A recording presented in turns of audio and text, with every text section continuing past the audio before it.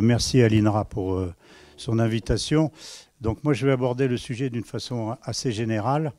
Il y aura quelques petits focus sur les villes, mais mon objectif, c'est d'essayer de vous montrer que pour nourrir les villes, il faut développer les campagnes. En gros, c'est ça.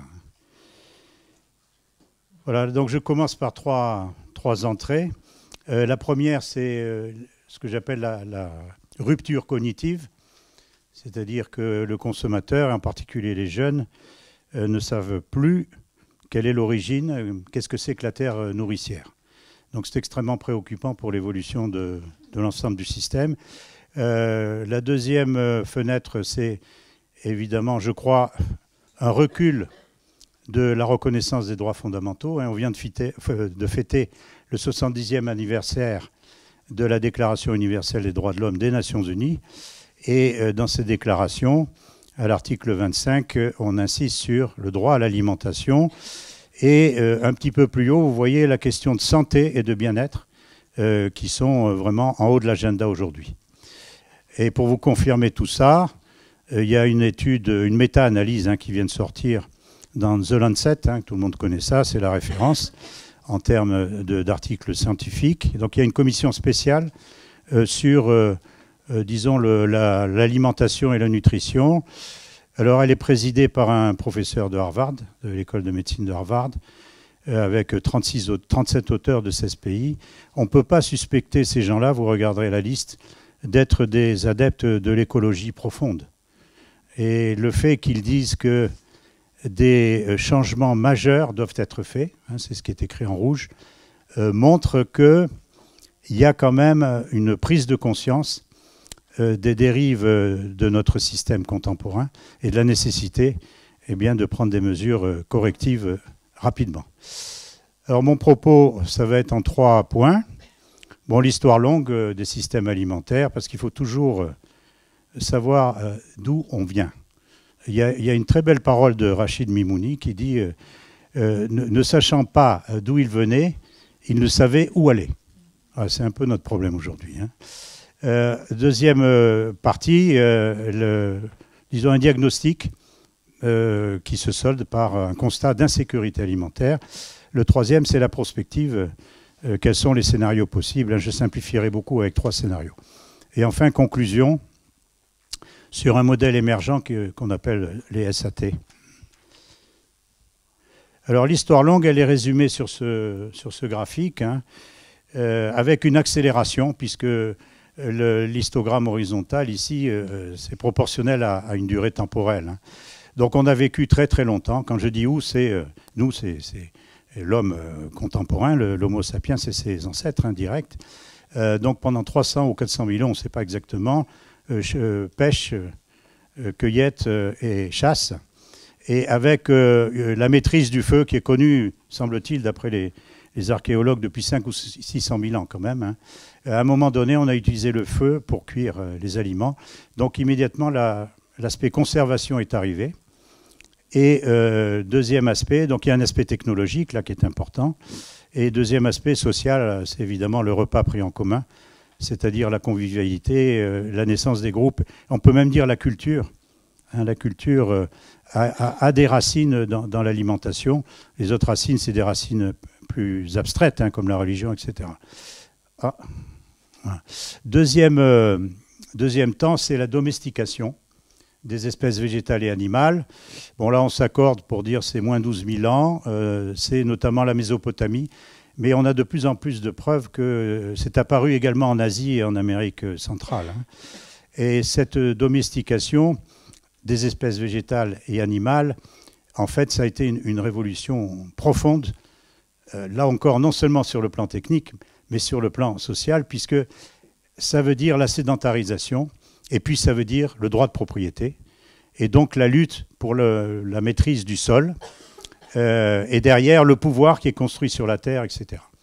Il y a un anthropologue américain qui s'appelle James Scott, qui vient de publier un ouvrage remarquable sur les céréales en Mésopotamie à cette époque-là. Et il pose la question perfide, mais à mon avis très sensée, est-ce que c'est l'homme qui a domestiqué le blé ou est-ce que c'est le blé qui a domestiqué l'homme? Réfléchissez à ça, c'est très profond.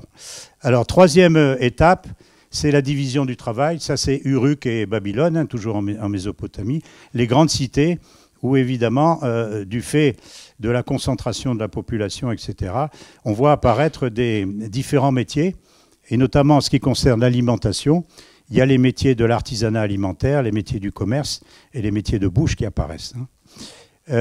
Et puis aussi, alors, les codes, hein, la normalisation, etc., les impôts, le système fiscal. Donc là, on fait un bond. Ça c'est il y a 5000 ans. Maintenant, un phénomène le plus récent, c'est l'agro-industrie, il y a 150 ans. Généralisation du process industriel, c'est-à-dire production et consommation de masse, sur toute la filière alimentaire, depuis les intrants jusqu'à la restauration et la consommation à domicile. 150 ans, c'est vraiment très très court. Et aujourd'hui, bon, un certain nombre de phénomènes montrent qu'on est probablement dans la 5e transition alimentaire. Donc vous voyez, 300 000 ans, 12 000 ans, 5 000 ans, 150 ans, et là, hop, on est déjà en train d'envisager autre chose. Bon, une définition, c'est Malassis, hein, que tout le monde connaît à Montpellier, évidemment, qui a fondé, on peut dire, une école francophone d'économie agroalimentaire. Bon, c'est très pédagogique parce qu'il y a la notion d'organisation dans l'espace, mais aussi dans le temps, hein, puisque évidemment la production agricole alimentaire, elle se l'échelonne sur toute une année, pour obtenir, ça c'est la partie production, et consommer, qui inclut la partie distribution de la nourriture. Alors à partir de la théorie des systèmes, on a été un certain nombre de collègues à Montpellier, avec Malassis, à travailler sur le concept un peu plus sophistiqué, hein, de système en tant que réseau d'acteurs en interrelation. Hein. Le principe des systèmes, c'est les feedbacks et les interrelations entre agents, mais aussi entre structures, etc. Alors vous le voyez figurer ici, c'est assez complexe. Ça tourne un peu dans tous les sens, mais en réalité, si vous voulez, ça reste quand même une chaîne alimentaire. Hein. C'est-à-dire que ça part d'intrants, ou même aujourd'hui, avec le cracking moléculaire en agriculture, on peut dire on passe de la molécule à la portion à la particule de déchets. Hein. Voilà. Et ça tend à devenir quelque chose de circulaire avec justement la bioéconomie circulaire. Ce qui est important, c'est qu'il y a évidemment, on puise dans les agro-ressources, hein, dans les ressources naturelles, c'est-à-dire principalement la terre et l'eau, pour faire des aliments. Et on rejette également dans l'environnement un certain nombre de déchets qui viennent polluer tout ça. Alors, retenons que l'alimentation est un sujet très sensible. Évidemment, les États s'y sont intéressés très rapidement et il y a des processus de régulation assez importants. Bon, il n'y a qu'à voir la réglementation européenne sur les normes alimentaires, qui est d'ailleurs la plus exigeante du monde, mais qui fait des milliers de pages. Hein. Certains s'en plaignent. Alors, dernier aspect dans cette théorie des systèmes, c'est l'espace, hein, évoqué par Malassis. Ça peut être un espace globalisé. Et la tendance actuelle, tendance lourde, c'est la globalisation continue, ou au contraire la reterritorialisation de la production et de la consommation alimentaire. Bon, il y a quelques chiffres ici, mais c'est vérifié dans la plupart des pays du monde, sauf exception, les pays très spécialisés, par exemple sur le pétrole. Ils n'ont pas ces chiffres pour le secteur alimentaire, mais dans pratiquement tous les pays, c'est comme en France, c'est-à-dire chez nous, c'est de loin le premier secteur économique. Hein. Chiffre d'affaires au niveau de la consommation, 260 milliards d'euros, 1 million d'entreprises, agricoles, industrielles, etc., 3 millions d'emplois, et bon, pour l'instant, un solde positif de la balance extérieure. Alors retenons aussi de cette théorie des systèmes qu'évidemment, il n'y a pas un système unique. Hein, le bouquin qu'a rappelé Christophe tout à l'heure, on l'appelait système alimentaire mondial, mais c'est pour évoquer à l'intérieur du livre la diversité des systèmes alimentaires dans le monde. Alors si je fais une typologie, Eh bien, j'en arrive à ça. C'est très simplifié aussi, évidemment, mais disons les grandes catégories se retrouvent là-dedans, de système alimentaire. Bon, ce qu'on constate aujourd'hui, on a fait des calculs un peu compliqués avec les statistiques démographiques et économiques de la Banque mondiale, mais on arrive à dire qu'à peu près la moitié de la population mondiale aujourd'hui est dans un système agro-industriel. Pourquoi? Parce que vous avez tous les pays riches qui sont à 100% là-dedans. Et deuxièmement, la classe moyenne des pays émergents qui commence à devenir énorme. Et même dans les pays les plus pauvres, dans les villes, on est proche de systèmes agro-industriels parce que la nourriture est principalement importée. Deuxième bloc, c'est la configuration traditionnelle, c'est-à-dire la petite paysannerie basée sur la famille ou le village, 34%. Et enfin, il y a énormément de formes intermédiaires. On les rencontre d'ailleurs partout sur la planète, qui font à peu près 15% de la population mondiale, qui nourrissent 15% de la population mondiale. Et on va voir un peu plus tard dans les scénarios, en fait, le gisement d'innovation pour l'alimentation durable, il est dans cette dernière catégorie. Alors l'agro-industrie, bon là il y a quelques images, mais enfin c'est tellement classique aujourd'hui. Et les caractéristiques, c'est l'intensification chimique, génétique, la spécialisation, monoproduction, la concentration des entreprises. Alors on dit souvent, ouais, la grande distribution est très concentrée, etc. Mais en fait, le taux de concentration maximum du système alimentaire, c'est dans l'agrofourniture. C'est là, par exemple, dans les semences, on a une demi-douzaine de firmes qui contrôlent la quasi-totalité du marché mondial des semences. La mondialisation, c'est l'ouverture des marchés. Et la financiarisation, en fait, c'est le mode de gouvernance, la propriété des entreprises.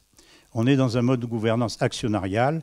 Et aujourd'hui, les très, très grandes entreprises, qu'elles soient d'ailleurs dans la distribution, l'industrie ou l'agrofourniture, en fait, les véritables patrons, ceux qui détiennent les minorités de blocage et qui influencent les décisions stratégiques, ce sont des fonds spéculatifs. Et alors la financiarisation, ça entraîne le court-termisme et la maximisation du profit. Et évidemment, on comprend bien que ce n'est pas compatible avec la vision longue nécessaire pour améliorer l'alimentation. Alors, il y a eu de grandes avancées grâce à ce système. La première avancée, c'est que Malthus et Ehrlich, voilà, lui, c'était la deep écologie.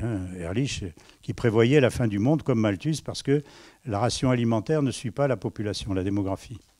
Alors, ils se sont trompés. Pourquoi? Parce que le progrès technique et scientifique a permis de tripler les rendements et donc d'avancer plus vite que la population. Aujourd'hui, la ration moyenne alimentaire du globe, c'est 2900 kilocalories par tête et par jour. C'est-à-dire très largement supérieur aux besoins moyens compte tenu de l'activité physique moyenne des citoyens du monde. Et, la norme, ce serait plutôt 2200. Donc il y a largement assez de quoi nourrir au niveau global la planète. Le problème essentiel, évidemment, c'est la répartition. Et là, on est loin d'avoir résolu la question. Bon, les rendements agricoles, c'est fantastique. Si on regarde les courbes de l'FAO, là, c'est vraiment impressionnant. Ça s'accompagne du baisse des prix en monnaie constante, divisé par 2. Rapidité et praticité des utilisations qui accompagnent le mouvement d'urbanisation et d'industrialisation. On a moins de temps à consacrer au repas. Et la progression de la sûreté alimentaire. Alors la sûreté, c'est pas à confondre, c'est l'absence de toxicité, mais c'est pas la qualité nutritionnelle, loin de là. Alors les aliments sont plus sûrs. Bon, une petite statistique, 15 000 toxi-infections mortelles en France en 1950, 160 aujourd'hui, enfin au début des années 2000. Probablement qu'on est un peu en dessous aujourd'hui. Mais sûreté n'est pas sécurité, c'est ce que j'ai expliqué. On verra tout à l'heure ce qu'on entend par alimentation durable. Alors, la quadruple insécurité alimentaire.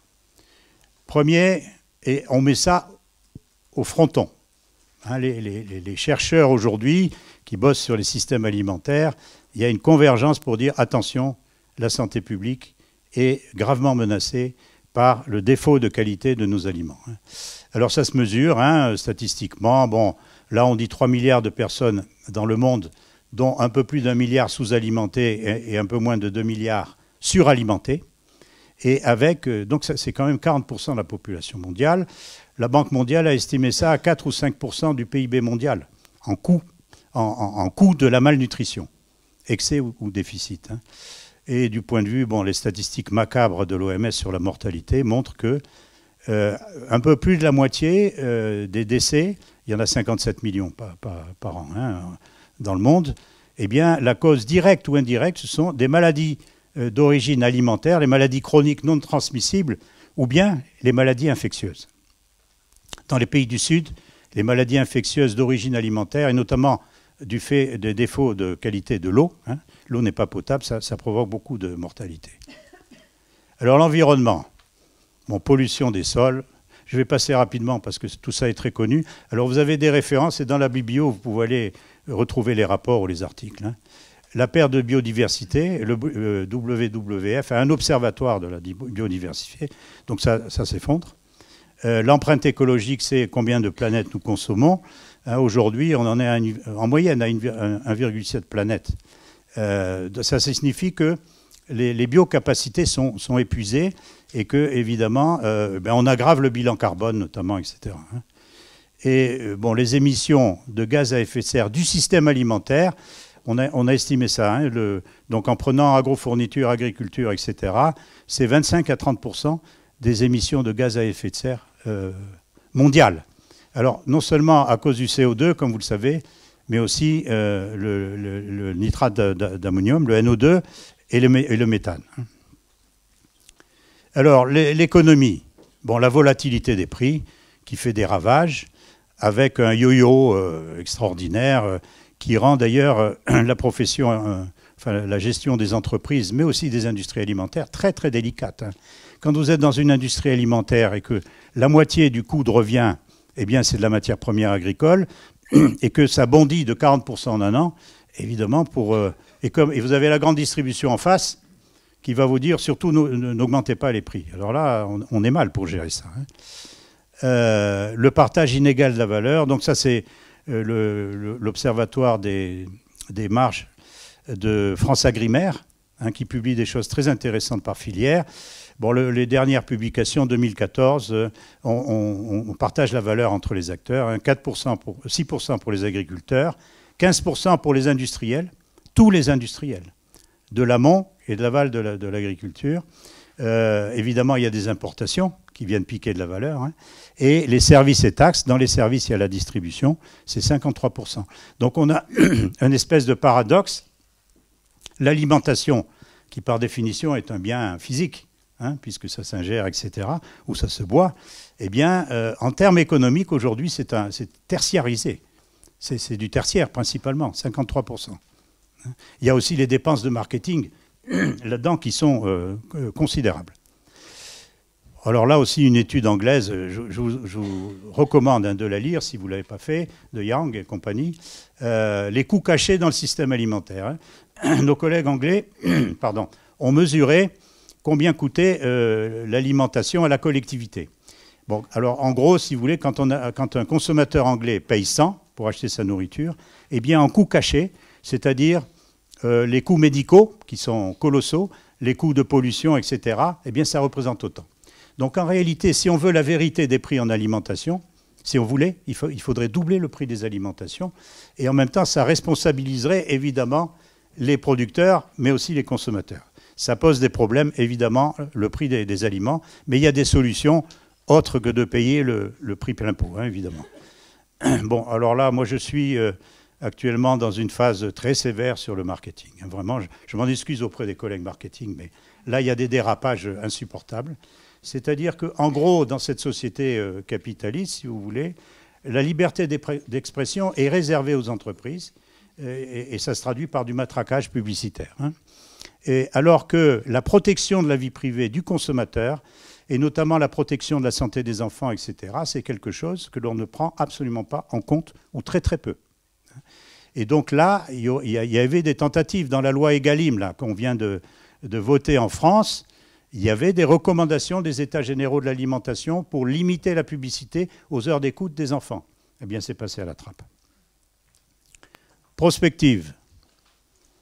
10 minutes encore, ça va. Alors voilà l'objectif d'alimentation durable. Bon, je pense que tout le monde connaît ça, hein, c'est la FAO dans un séminaire qui a un colloque même international, qui insiste, qui dit que ce n'est pas que la sûreté alimentaire, hein, l'alimentation durable, c'est l'acceptabilité culturelle, économique, la loyauté, on retrouve ces histoires de marketing là-dedans, hein, le réaliste, le nutritionnellement adéquat, c'est-à-dire pas trop de sucre, pas trop de sel, etc. Et chose nouvelle par rapport à la définition de la sécurité alimentaire qui se limite aux 4 premières lignes, eh bien, quand on produit nos aliments, il faut optimiser l'usage des ressources naturelles et humaines. Bon, il y a eu une négociation sur le mot optimiser, hein, parce qu'évidemment, on pourrait penser protéger plutôt hein, que optimiser, mais c'est comme ça. Alors, quelles sont les variables de la prospective, hein? La prospective, c'est imaginer des scénarios futurs pour voir quels sont les scénarios possibles et choisir dans les scénarios possibles le scénario souhaitable. Bon, la première variable, c'est la démographie, et c'est là qu'on va voir la question des villes. Hein. On va atteindre presque 10 milliards en 2050, hein, ça a été rectifié à la hausse.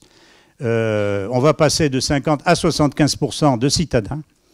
Mais c'est là que les statistiques démographiques sont un peu, comment dirais-je, un piège, parce que là-dedans, il y a le village, je crois que c'est à partir de 1500, 2000, 3000 habitants, selon les pays. Il n'y a pas d'homogénéité en plus.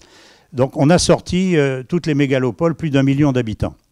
Et si vous sortez ces mégalopoles qui posent des problèmes spécifiques que vous étudiez dans cette école chercheur, hein, il ne faut pas négliger, eh bien le reste de l'humanité, la majorité de l'humanité, va vivre dans des territoires ruraux ou urbains. Et pour ces territoires ruraux ou urbains, des solutions alternatives sont beaucoup plus faciles que pour nourrir les très très grandes villes. Alors les autres variables, bon, le changement climatique, on est mal barré, ressources fossiles épuisées, ressources naturelles, j'en ai parlé. Information, le big data, c'est un fléau qui est lié au marketing aussi. Hein. L'Europe semble... Enfin, au moins la France va faire quelque chose pour taxer ça, mais je crains que les puissances en présence ne soient pas équilibrées. Et la gouvernance, alors, donc j'ai parlé de la gouvernance actionnariale, mais d'ailleurs, il y a, dans l'évolution de la législation, il y a en France une loi qui s'appelle la loi Pacte, hein, qui est là pour modifier le statut des entreprises et introduire dans l'objet des entreprises non seulement l'objet économique, c'est-à-dire le retour sur investissement pour les actionnaires, mais aussi l'objet environnemental et social. Et c'est quelque chose qui existe aux États-Unis déjà depuis 10 ou 15 ans. Hein. Et bon, je pense que ça va permettre de faire évoluer les mentalités dans les entreprises. Et puis les valeurs, alors aujourd'hui c'est la valeur marchande, il y a une marchandisation de tout, y compris de l'alimentation. Et on ne peut pas continuer comme ça. Il faut introduire le critère environnemental et social. Hein. Premier scénario. Alors, quand on dit au fil de l'eau, c'est-à-dire je prends mes courbes depuis 50 ou 60 ans, hein, puisque à la FAO, depuis 1960, on a d'excellentes statistiques. Hein. Et puis, on extrapole. Hein, on voit ce que ça donne dans l'avenir. Hein. Donc, en gros, c'est l'agro-industrie pour tous. Pourquoi? Parce que le taux de croissance du modèle agro-industriel dans le monde entier est un taux de croissance rapide. Alors, qu'est-ce que ça veut dire? La consommation, eh bien, on va continuer à massifier et artificialiser les aliments et on va vers ce qu'on appelle l'alimentation fonctionnelle. L'alimentation fonctionnelle, c'est la reconnaissance acquise par les multinationales de l'agroalimentaire, la nocivité nutritionnelle des aliments qu'elles fabriquent. Donc, au lieu de s'orienter vers une voie, disons, naturelle, eh bien non, on va artificialiser davantage avec oméga 3, etc. Vous connaissez toutes ces choses-là. Je dois dire, j'ai entendu une conférence récemment de responsables recherche Nestlé. C'est impressionnant ce qu'il y a dans les labos. Vraiment impressionnant. Hein. Notamment pour résoudre la question du sucre. C'est des milliards qui sont engloutis là-dedans. On se demande si vraiment c'est bien placé. Hein. Alors la production, on va continuer sur les filières longues, intensives. Hein. Concentration qui va continuer. Dernier exemple en date, Monsanto Bayer, hein, une énorme fusion à 50 milliards de dollars, et la financiarisation. Alors, pour le consommateur, voilà, si vous voulez, bon, encore une fois, je force le trait pour attirer l'attention là-dessus. Ça, c'est une boisson, une poudre parfaitement équilibrée du point de vue nutritionnel, qui est préparée en 3 secondes et absorbée en 3 minutes. Et vous, le médecin qui vous regarde derrière, ben, il dit, vous avez très bien mangé. Hein, c'est parfait. Mais pensez à l'environnement social de l'acte alimentaire, etc. Bon, ensuite, on a, voilà, on a ça. Ça, c'est la méga farm en Chine. C'est celle des 100 000 vaches dont on a beaucoup parlé. Bon, je vous rassure tout de suite, les Chinois sont en train de la démanteler, hein, parce que c'est ingérable. Hein. Alors ensuite, vous avez le vertical farming, hein, notamment à Romainville, hein, pour les maraîchages. Vous avez la viande in vitro, ça y est, on en a beaucoup parlé ces derniers jours. Et puis, vous avez la robotisation. Alors, ça, c'est une constatation, hein. Ce n'est pas du tout une critique. Et ça ne veut pas dire que le modèle alternatif ne doit pas s'inspirer de certaines des solutions. On sait aujourd'hui que pour passer à l'agroécologie, la question du travail du sol est fondamentale. Et donc, l'utilisation de robots pour l'agroécologie va être quelque chose, un élément important. Alors, face à ce tableau un peu sombre, hein, eh bien, on regarde le consommateur. Et le consommateur, il change. Alors ça, c'est le marché du bio. Hein, quand on a commencé à parler d'une possible expansion du marché du bio en France il y a 30 ans, tout le monde rigolait. Bon, aujourd'hui, c'est 8 milliards de chiffre d'affaires, etc. Hein, avec une confiance d'ailleurs qui, du point de vue nutritionnel, n'est pas entièrement justifiée. Mais il y a au moins le bénéfice environnemental, hein, et les résidus de pesticides, etc. Alors le deuxième, c'est le thermomix. Alors pourquoi j'ai mis ça? Parce que la gestion du temps, c'est un élément fondamental. Demain, dans l'alimentation durable, il faut réinvestir en budget alimentaire et il faut réinvestir en temps consacré à l'alimentation. Pourquoi? Parce que les aliments ultra transformés sont nocifs pour la santé. En dépit de discours que je vois, y compris à l'Académie d'agriculture, ça me choque beaucoup, mais il y a des négationnistes à l'Académie d'agriculture qui disent « mais non, les aliments ultra-transformés, ça ne fait pas mal. Non, le glyphosate, ça ne fait pas mal, etc. » Bon, on est étonné quand même. Et voilà, ensuite, vous avez le boycott des supermarchés. Bon, ça ne marche pas très très fort, mais quand même, vous voyez, ce sont des signaux, hein, signaux faibles, mais qui confirment une tendance à un rejet du modèle agro-industriel. Alors, si le modèle agro-industriel ne marche pas, eh bien, on va faire des systèmes alimentaires territorialisés. On change de paradigme. J'en ai parlé. 3 valeurs au lieu d'une seule, que la seule valeur marchande. La souveraineté alimentaire, c'est très important. Il y a un mouvement, y compris chez nous, on l'observe, d'autosuffisance vers l'autosuffisance alimentaire régionale. C'est pour ça que je parle de système territorialisé. Bon, territoire versus globalisation, la proximité, je n'ai pas le temps d'en parler, mais il y a, disons, un net raccourcissement des filières. Et Yuna sera contente parce que les circuits courts, ça marche très bien. Alors, on va passer ce qu'on appelle le downsizing, hein, c'est-à-dire d'énormes usines qui assurent les économies d'échelle. On va refragmenter les très très grandes usines, y compris dans les pays riches. Et puis la gouvernance, hein, c'est plutôt partenarial que actionnarial. Alors, des milliers d'initiatives, vous connaissez tout ça, les cantines scolaires, les jardins partagés, etc. Très sympathique. J'appuie de toutes mes forces de chercheur et de tout mon cœur, mais ça n'ira pas très, très, très loin si on ne coordonne pas et si on ne met pas en cohérence toutes ces initiatives. C'est pour ça qu'on défend l'échelon territorial. Alors, en stratégie, si vous voulez, en sciences de gestion, on évoque ce qu'on appelle la stratégie basée sur les ressources. Elles sont là, hein. Les ressources pour un redéploiement, c'est l'origine, la qualité organoleptique, les modes d'élaboration respectueux de l'environnement et évidemment la valorisation du patrimoine culinaire. Bon là, du point de vue des IG, si vous voulez, il y a plus 80% de dépôts d'IG, Union européenne, entre 2009 et 2018. Ça traduit un mouvement important, hein. Alors les innovations, elles sont en rupture avec l'approche artificialisante que je viens d'évoquer. Elles sont plus soft, plus sociales, plus équitables, plus frugales. Mais il y a beaucoup de problèmes, hein. Ce n'est pas résolu.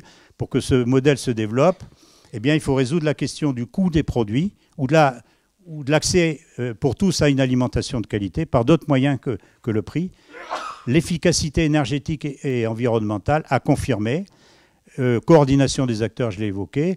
Et l'échelle de reproductibilité. Hein, c'est-à-dire que, est-ce que c'est ce système qu'on observe ici et là, mais sur des petites échelles pour l'instant, est-ce qu'il est extrapolable à l'échelon de l'Europe? Et oui, alors la réponse c'est oui. Et il y a une étude de l'IDRI que je vous recommande qui vient de sortir sur la généralisation de la transition alimentaire durable à toute l'Europe. Hein, ils ont fait des calculs très, très bien. Bon, je vais passer à la conclusion, parce que je suis très respectueux. Mais vous voyez, dans les innovations, il y a beaucoup d'innovations dans les services, hein, notamment le drive fermé, les épiceries solidaires, etc. Et puis, vous avez ça. Ça, c'est une véritable... 6 ou 7 millions maintenant d'applications Yuka pour scanner les produits et avoir une note, un score alimentaire, nutritionnel. Hein, c'est très important. Frémissement politique. Alors ça encourage aussi, hein, évidemment. C'est porteur d'espoir. Il y a beaucoup de programmes alimentaires. Ici, on en a un. Il y a le système alimentaire montréalais, mais je n'aurai pas le temps de le présenter. Le pacte de Milan avec 160 maires, dont ici le président de l'Aglo Sorel est un signataire. La Suisse fait des référendums d'initiative populaire. Vous voyez, il y en a un, 79% de oui pour inscrire dans la Constitution la sécurité alimentaire. Et en France, alors là, c'est l'inflation textuelle, le PNA, la loi d'avenir agricole et alimentaire 2014, les états généraux de l'alimentation. Bon. Et chaque fois, malheureusement, on constate qu'on patine. C'est ça qui est un peu navrant. Hein. Voilà, conclusion. Quelle forme de gouvernance? C'est la question essentielle. Hein. Quelle forme de gouvernance? Alors aujourd'hui, la gouvernance alimentaire, si vous voulez, on peut la mesurer à travers 5 échelles. Bon, la première, c'est au niveau international. Et vous avez notamment un organe très important, le Codex Alimentarius, qui définit en fait ce que c'est que le chocolat, le café, etc. Et évidemment, ça va permettre à tous les acteurs de travailler en fonction de ces normes à un plan international. Hein. Il y a aussi le CSA, un comité de la sécurité alimentaire, etc. Bon, tout ça se marche allègrement sur les pieds. Hein. À Paris, ministère de l'Agriculture, de la Santé, beaucoup de ministères s'occupent d'alimentation. Dans le programme national de l'alimentation de 2011, il y a 13 ministères par partie prenante. C'est une cacophonie. La région, alors là aussi, on a la région Occitanie qui s'est engagée dans un programme d'alimentation durable. Bravo, j'encourage. Mais là aussi, vous avez des vice-présidents délégués à ceci, à cela, etc. Il n'y a pas de réelle coordination de ce programme alimentaire. La même chose au niveau du département. C'est ce qu'on appelle l'organisation en silo, ça. La métropole, c'est la même chose ici à Montpellier ou ailleurs, les communautés de communes, etc. Donc si on veut vraiment progresser, il faut avoir une approche fonctionnelle. La fonction alimentaire, qu'est-ce que je fais, moi, administration, ici ou là, eh bien, pour que réellement on atteigne ces objectifs d'alimentation durable. Bon, d'autant plus que vous avez ça. Hein. En fait, la gouvernance du système alimentaire, c'est un équilibre très instable entre des lobbies financiers très puissants et puis les appareils gouvernementaux. Alors je termine par Bruno Latour parce que ça va en plein, ça vient conforter, si vous voulez, ce que nous disons sur les systèmes alimentaires territorialisés, puisque Latour dit qu'il faut faire coïncider la notion de territoire avec celle de subsistance. Et c'est vraiment ça l'idée, si vous voulez. Le système alimentaire territorialisé, avec sa souveraineté, eh bien, il va produire les aliments qui correspondent à une culture locale de l'alimentation, à un patrimoine culinaire local, etc., et qui font vivre les entreprises et qui créent des emplois localement, et non pas, dans le premier modèle, si vous voulez, ce sont des délocalisations, des destructions d'emplois, etc. Merci de votre attention.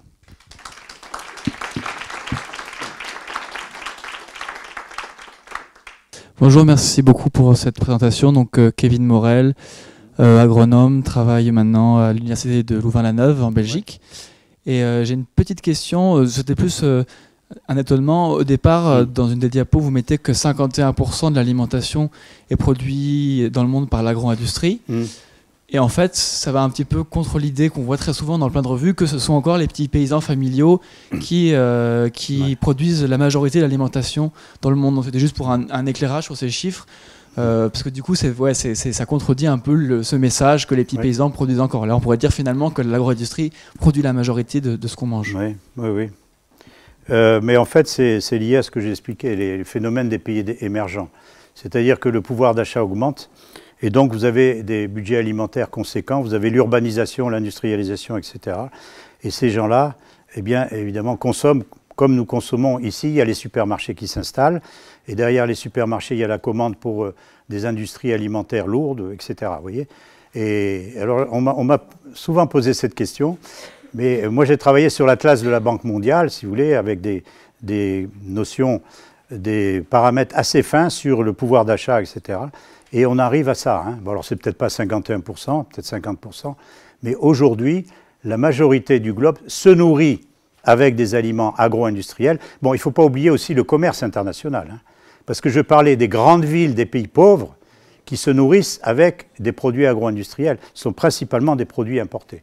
Donc si vous cumulez tout ça, eh bien vous avez... Bon. Et il y a un dernier élément qui est très important, c'est que la productivité agricole et industrielle dans les pays riches ou les pays émergents avancés, eh bien, est beaucoup, beaucoup plus forte que dans les pays du Sud, dans les pays traditionnels. Hein.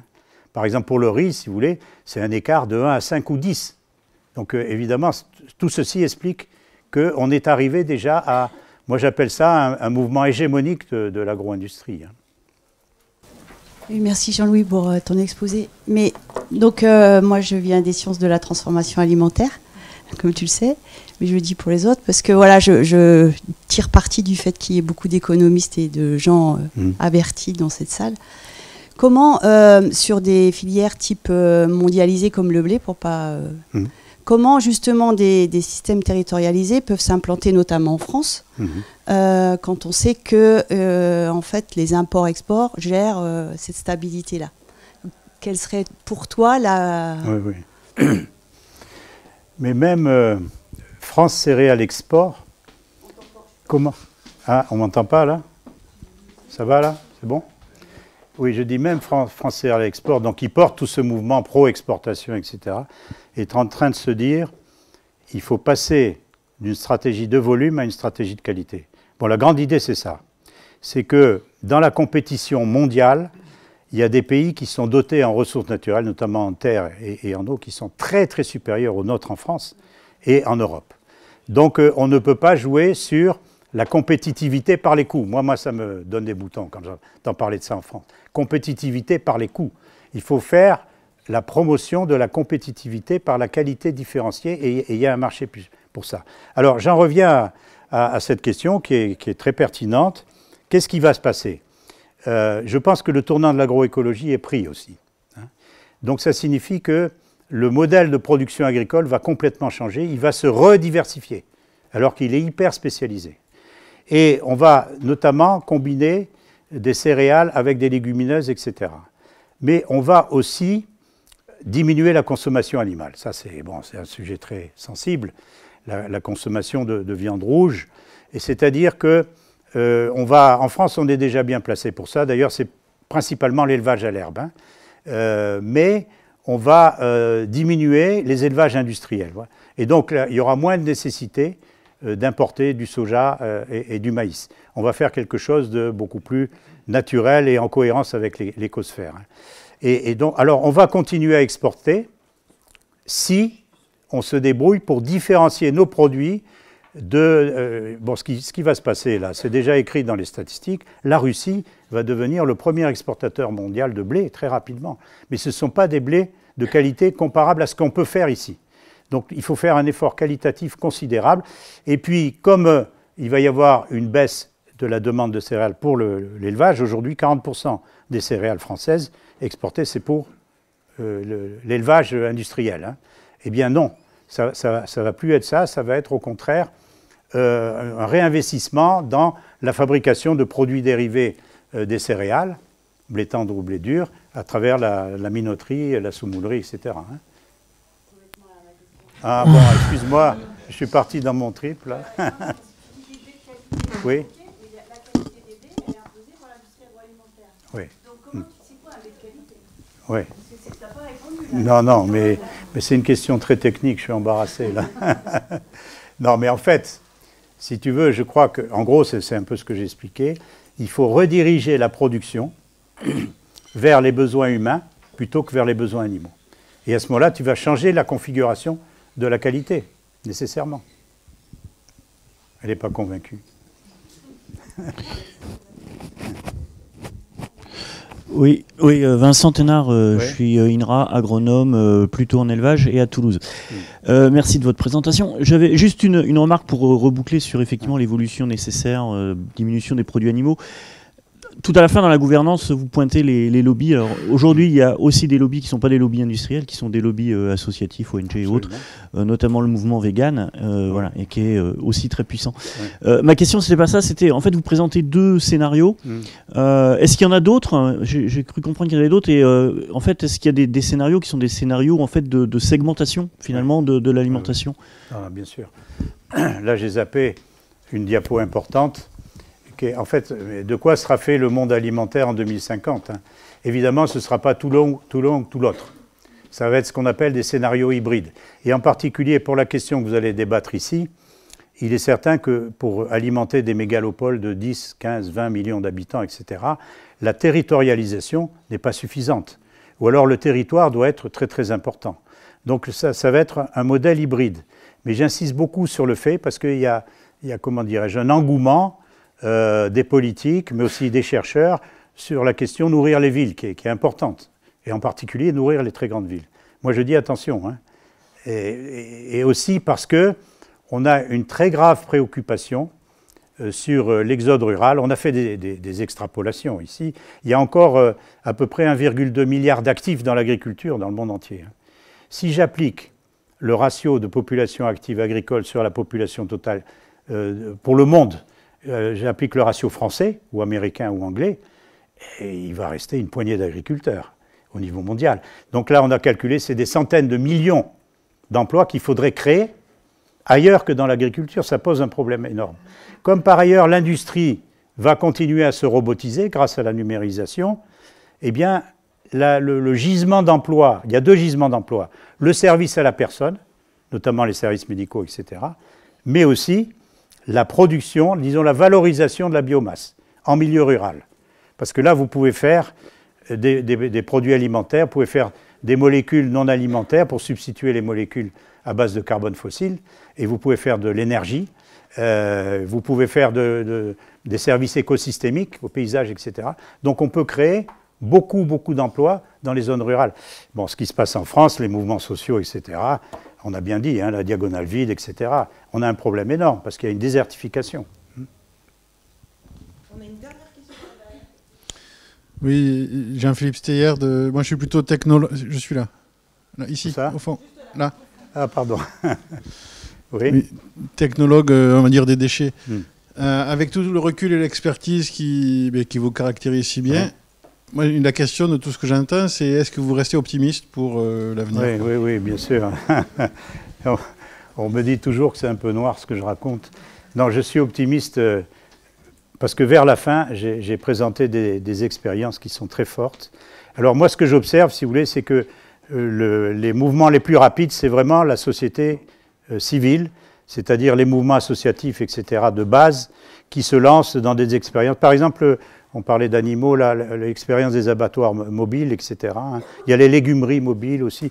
Il y a un tas d'initiatives de terrain qui montrent qu'on va vers autre chose, y compris au plan scientifique et technologique. Le deuxième mouvement, c'est le mouvement scientifique. Hein, que je vous ai parlé de cette étude de Harvard, là, c'est quand même assez impressionnant, ce changement d'état d'esprit. Et j'ai aussi un couplet de la Banque mondiale qui est vraiment, je me régale, mais qui dit, attention, la question de la santé est une question primordiale. On ne peut pas continuer dans un modèle agro-industriel comme ça. Hein. Donc ça bouge de partout. Il y a ce que j'ai évoqué ici sur le mouvement des maires pour l'alimentation durable, etc. Bon, il y a beaucoup de tendances, si vous voulez, qui montrent que c'est en train de changer. Alors, il y a quand même une condition. Et c'est là que je reviens sur les dispositions législatives, etc. Les États généraux de l'alimentation, ça a été un laboratoire de créativité assez exceptionnel. Hein. Il y a eu beaucoup de propositions. Il y a d'ailleurs, pour chacun des 12 ateliers, il y a un rapport qui est remarquable, je vous encourage à consulter, avec des recommandations. Mais qu'est-ce qui s'est passé après? Bon, les lobbies dont on parlait, ils sont arrivés là. Et la loi, c'est une coquille vide.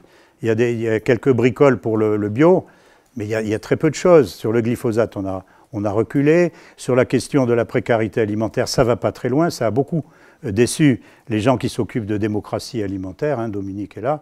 Bon, vous voyez, donc il faut qu'il y ait davantage de pression, et c'est pour ça que je parle de territorialisation et de mouvement ascendant. C'est-à-dire que si on arrive en Occitanie à enclencher un programme d'alimentation durable suffisamment volontariste, doté de moyens, hein, là on a une fourchette entre 1 et 5 millions d'euros. Il faut mettre 5 millions, évidemment. Hein. Eh bien, ça remonte ensuite. Hein, ça va vers Paris, et puis de Paris, ça va vers Bruxelles. Alors, c'est pas facile, mais malgré tout, on doit se dire, ça avance. Lentement, mais ça avance. Merci.